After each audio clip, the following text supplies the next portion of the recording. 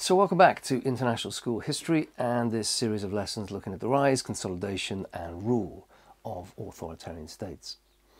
In our last lesson we considered the underlying structural conditions which give rise to authoritarian states and in particular the importance of war. Today we're moving on to consider the methods employed by the historical actors themselves as they seek to establish authoritarian rule. All the world's a stage. And all the men and women merely players. Merely players. Merely players. Merely players. Merely players. Now we can use this Shakespearean metaphor to help us make sense of the concepts of structure and agency. If the structural factors are the stage directions, the costumes and the script, then agency refers to the performance of the actors on that stage. In brief, structural factors are important, but people, real historical actors, can and do make a difference. As Marx said, history does nothing. It possesses no immense wealth, fights no battles. It is rather man, real living man, who does everything, who possesses and fights.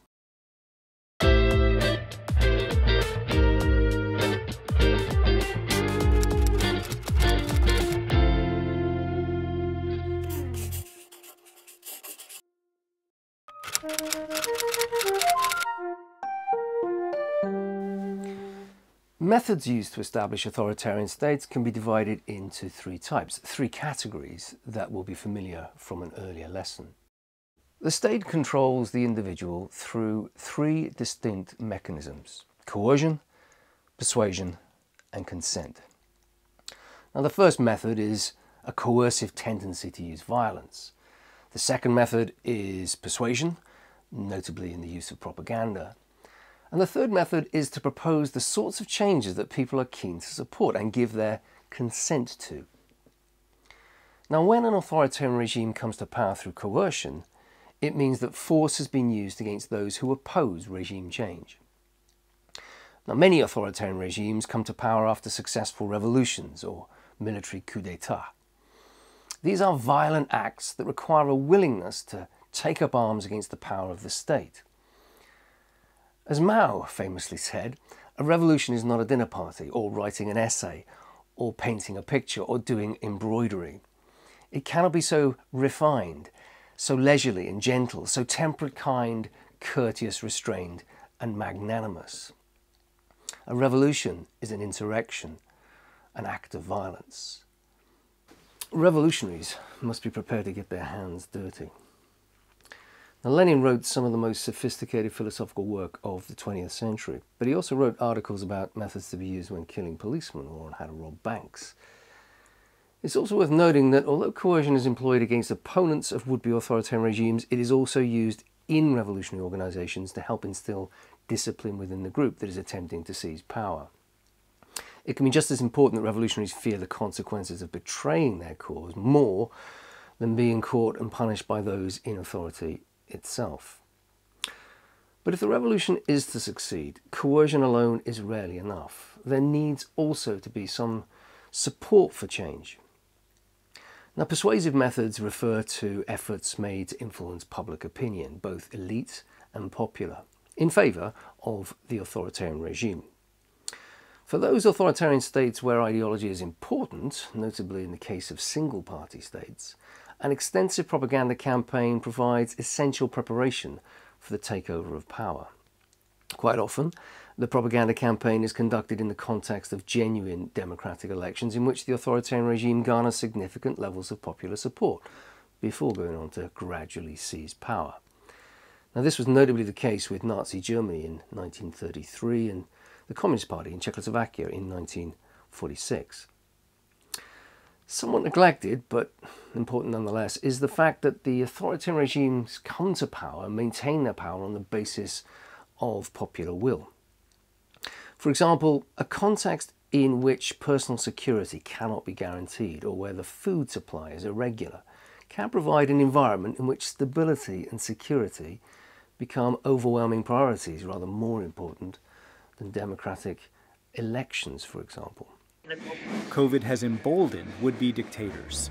In Russia, during a World War II commemoration parade, police shoved protesters into vans thanks to a new measure against public assembly. Vladimir Putin won a referendum that extends his power until 2036. In Egypt, Dr. Hani Bakr was arrested for a Facebook post criticizing the government for sending medical masks abroad when he didn't have enough in his own practice. Abdel Fattah el-Sisi's government has arrested more than a dozen people for criticizing the official COVID response. In other countries, opportunism. In Poland, President Andrzej Duda pushed through and won a recent election despite EU concerns it wouldn't be safe or fair. The vote was upheld by Duda's hand-picked Supreme Court. In Hong Kong, the pro-Beijing Legislative Council cited COVID to postpone a planned September vote that it was expected to lose. Pro-democracy groups say more than 60 elections have been postponed during COVID, and more than 40 countries have restricted press freedom. These leaders say extraordinary times require extraordinary steps, like border closures, quarantines, and tracking. Consent for authoritarian rule is often provided with the expectation that authoritarianism is a temporary stage or a sacrifice on the way to building a superior form of state. Temporary authoritarian rule is presented as a necessary stage in the protection of the gains of the revolution, to purge opponents of the revolution or to reform and modernize the economy. In Stalin's Soviet Union, this was justified in Marxist terms as the dictatorship of the proletariat. In Hitler's Germany, it was the nationalist pride of building a 1,000-year Reich. Now, many social scientists have sought to explain why ordinary people, without having previously engaged in the political process, become attracted to the authoritarian movements of the age. Hannah Arendt, one of the earliest to address this issue, spoke of how alienated and socially isolated individuals are attracted by the masses and their engagement with totalitarianism. Also writing in the 1950s, Theodor Adorno and others applied the techniques of social psychology in an attempt to unearth the personality characteristics of those who might be more susceptible to the appeal of authoritarianism. The book, The Authoritarian Personality, contains the results of social scientific surveys and questionnaires in which people were measured against such character traits as the tendency to value conventional ideas or to be superstitious or anti-intellectual and therefore prone to authoritarianism. The contemporary rise in authoritarianism has given renewed impetus to studies into authoritarian tendencies.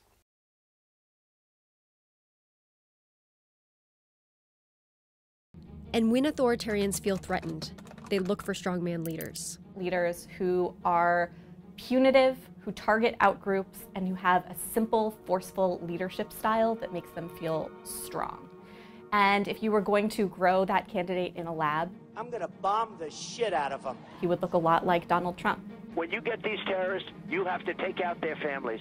They care about their lives, don't kid yourself. But they say they don't care about their lives. You have to take out their families.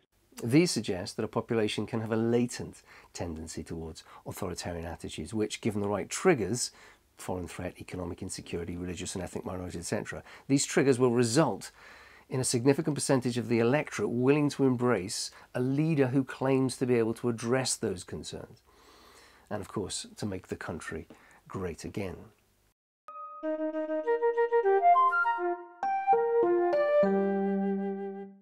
So in conclusion then, over the last few lessons, we've identified and explained how structural factors create the conditions in which authoritarianism is more likely to flourish. And today we've identified the types of methods used by authoritarianism to take power. In the next lesson, we'll start to look at what happens next. How the authoritarian state that takes power is able to hold on to it and maintain it. More next time. Architecture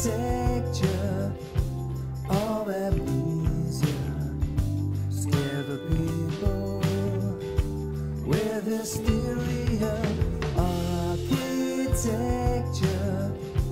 of amnesia, history lessons disappear.